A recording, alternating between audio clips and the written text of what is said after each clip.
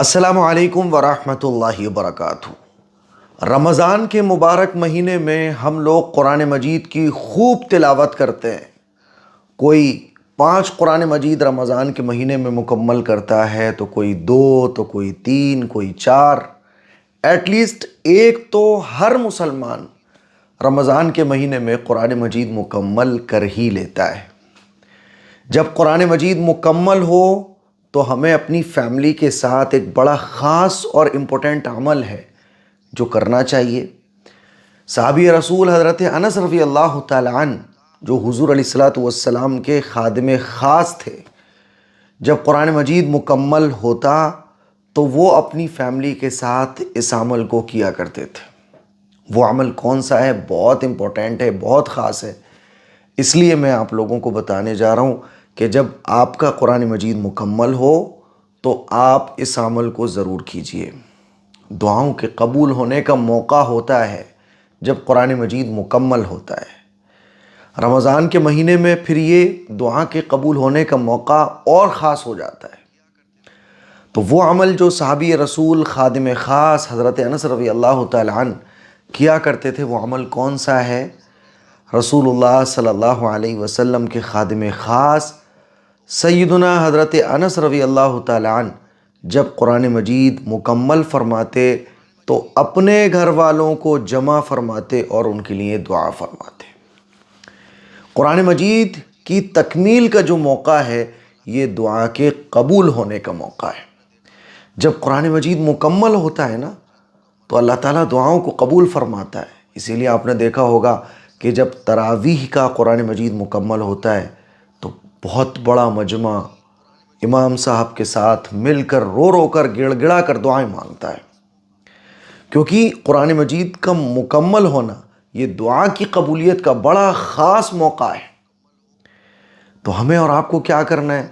جب بھی ہمارا رمضان کے مہینے میں قرآن مجید مکمل ہو تو اپنے بچوں کو بھی ساتھ بٹھائیے، اپنی بیوی کو بھی ساتھ بٹھائیے، پوری فیملی بیٹھیے اور اللہ تعالیٰ سے دعا کیجیے، کیونکہ یہ دعا کے قبول ہونے کا موقع ہے۔ رمضان کا مہینہ ویسے ہی بڑا برکت والا ہے، پھر رمضان کے مہینے میں قرآن، اللہ اکبر، قرآن مجید کا تو رمضان کے مہینے کے ساتھ ایک بڑا خاص تعلق ہے، بڑا خاص تعلق ہے۔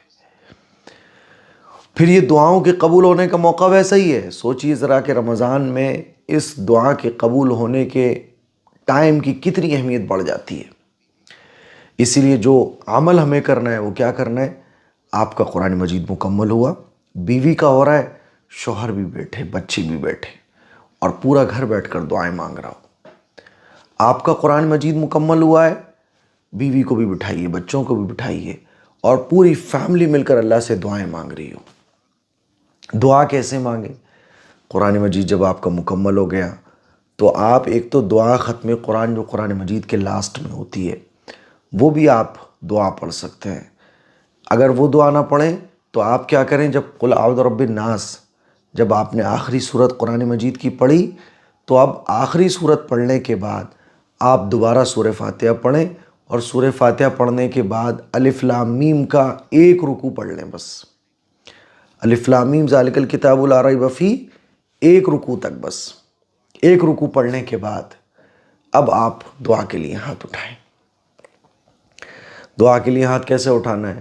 نارمل دعا کے لیے ہاتھ اٹھائیں، سورہ فاتحہ پڑھیں، درود شریف پڑھیں، عربی میں جو دعائیں آپ کو یاد ہیں وہ دعائیں پڑھیں آپ، اور اس کے بعد اردو میں آپ اپنی لینگویج میں، آپ انگریز ہیں تو انگلش میں، آپ چائنیز ہیں تو چائنا میں، آپ بنگال کے ہیں تو بنگالی میں، جو لینگویج آپ کی ہے، اب آپ اپنی زبان میں اللہ سے جو دعائیں مانگنا چاہیں وہ مانگ سکتے ہیں۔ جو دعائیں مانگیں، دل میں جو کچھ ہے وہ مانگیں اللہ سے۔